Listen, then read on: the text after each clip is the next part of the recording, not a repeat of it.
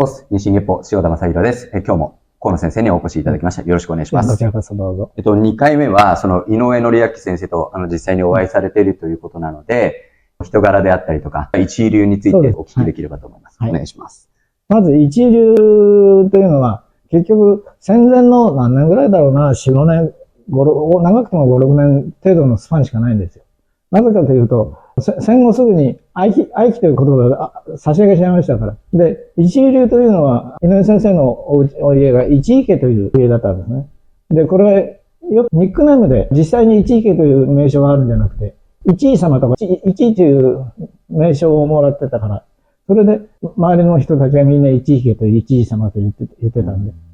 それで、その時の師範代であった大川さんという方いらっしゃってて、その大川さんが、もうよく詳しく知ってる方なんですけど、井上先生に、先生、やはり、この武道一流をつけましょうという相談をされて、で、井上先生はさやなと言って、それで一流愛機武道という名前をつけて、うちの父がうちで一緒に入った時は、愛機武道という帯と一流愛機武道の帯の2種類あったと言ってましたね。ということです。その一流の由来というのはそんなもんで。だから戦後、一流愛機がなくなったら、愛機を上げちゃったからね。ただそれだけなんですけどね。それで、井上先生のエピソードを語るとしたら、よく、子供の時に病弱だったと言うんですが、あれは嘘で、仮死状態で生まれて、それで7日7番という話が聞きますけども、その時の一位のおじい様が7日7番肌身から一切離さず、体で温めて、それで蘇生されて、で、井上先生が元気になったんですね。とにかく一睡もせずにそれで守り通したという方なんですね。だから、その後は非常にお元気なので、病弱という言葉は当てはまらないですね。武道の稽古って昔から習い事ってのは数え7歳、8歳、9歳、10歳とかなんかそういう決まりがあるらしくて、正確な年数はわかんないですけども。だけども、その前に前提として3歳頃から正座をさせられて正座をして、で、扇子ですね。扇子を両手に持って左右にこうやって持つわけで。で、それをずっとそのまま座らされて、手が下がるとパシッと叩かれて、そういう、まあ、稽古なんでしょう。で、それができるようになると、今度は担当に変わって。で、それが長くできるようになると、脇差しぐらいに変わって。最終的にはもう、大刀をこのまま持って何時間でも座ってられるぐらい、そういうお稽古を、もう3歳からおやりになってたということですね。あとは、時間が離れますけれども、井上先生が、北海道に、吉田先生のところに行きましたでしょ。なぜ行ったかという話をしますと、当時、ある事情がありまして、井上先生は、高野山のトップになることを前提とした上で、高野山に入れられそうになったんです。で、その時に井上先生はストライキを起こして、飯も食わない、暴れ回る、全く手に負えなかったらしくて、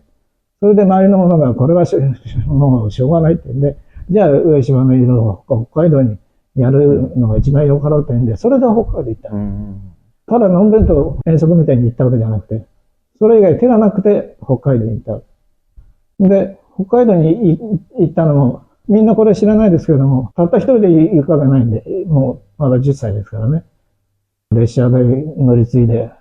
船に乗って、そういう話ですから、一緒に行ったのはその一位のおじい様と、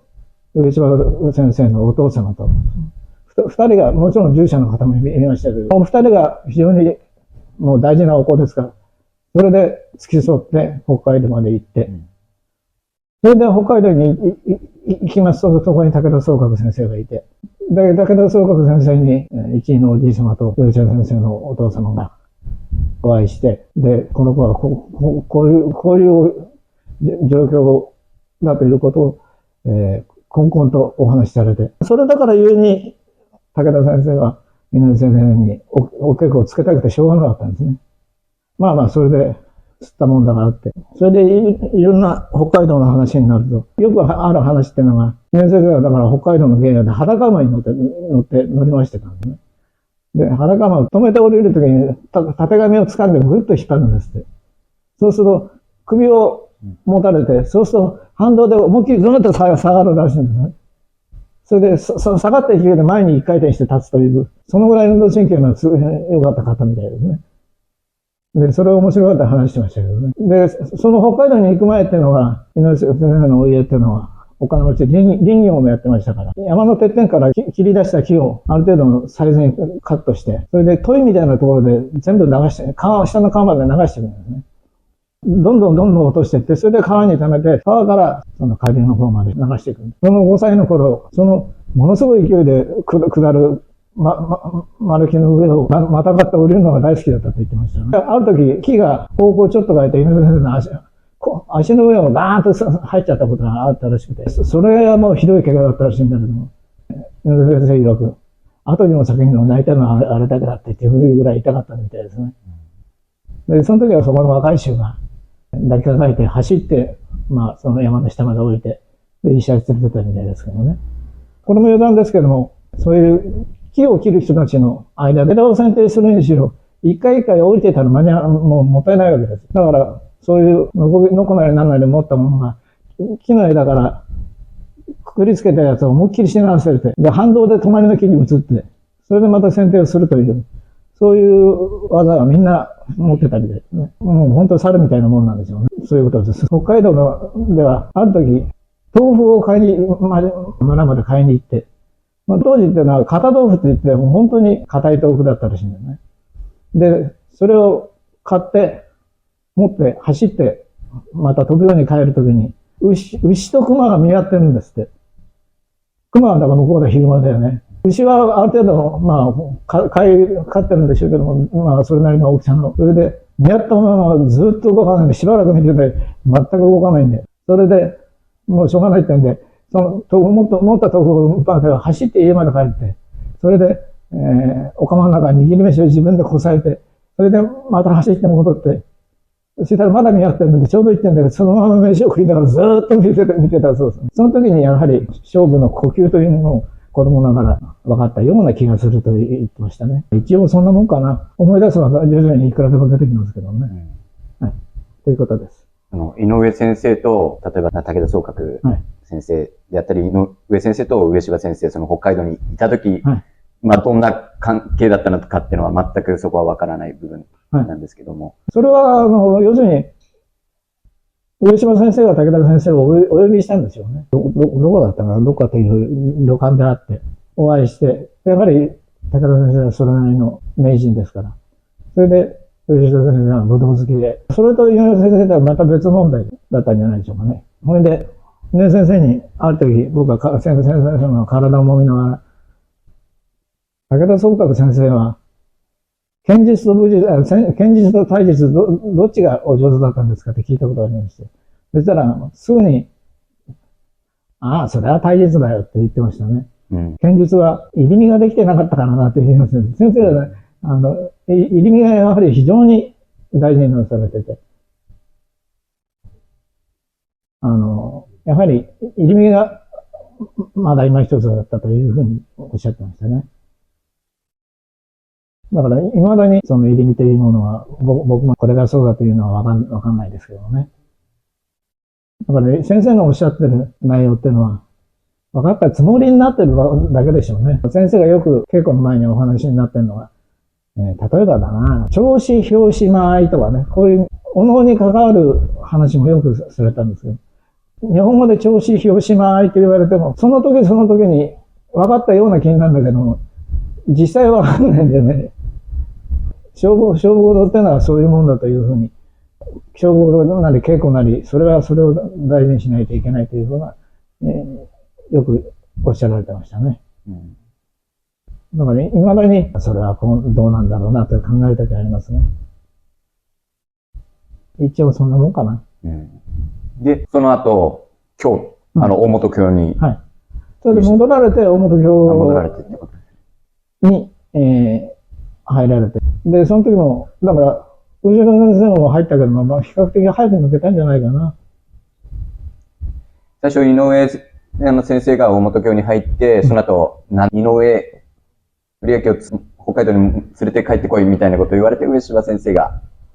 行って、同じく入信するみたいな。いや、ちょうど北海道の方では何か、大きな火事とかなんか、もう、こっちに帰ってこないとなんないような事情ができて、それで戻られてるんですね。それで戻られて、それで米先生がもう入信している大本教に、当時、ものすごい流行った宗教なんでしょうね。出口先生というのも、本当に人間離れた人だったようで。それで上島先生も入られて。ということなんでしょうね。武道的にも、その、井上先生は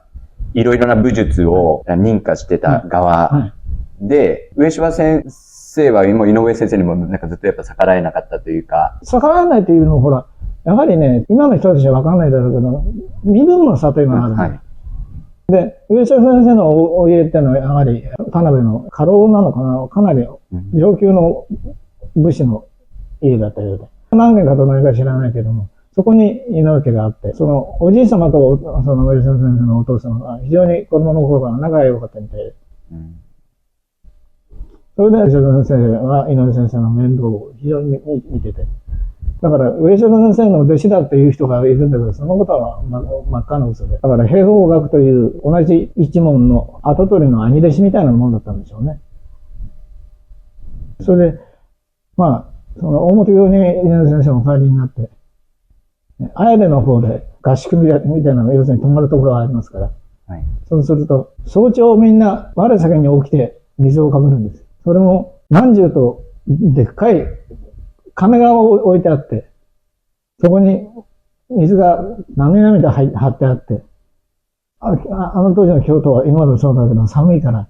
氷が上へ張るわけですよ。それを金槌なり木槌で割って、その水をかぶるんだけど、みんなね、ひしゃくでかぶるんですって。このちっちゃいひしゃく。バケツでラーンってかぶる方が非常に楽で、ひしゃくでかぶると、かぶった花からパリパリパリパリって凍ってくるんですって。それでもみんな負けじと我先に入って、あっという間に空になるって言ってましたね。ぐらい当時の、修行をなさる方っていうのは、言ってみれば命がけだったんでしょうね。ありがとうございます。井上先生の生い立ちを聞いて、そのさっきのセンスから始まり、天に変わっていったっていうところとか、今のお話とか、その何のためにそういう修行をやっていったのかとか、まずこういう意味があることだと思うので、そこも考えながら僕も前を進んでいきたいなと思いました。先生ありがとうございました。はい、ありがとう。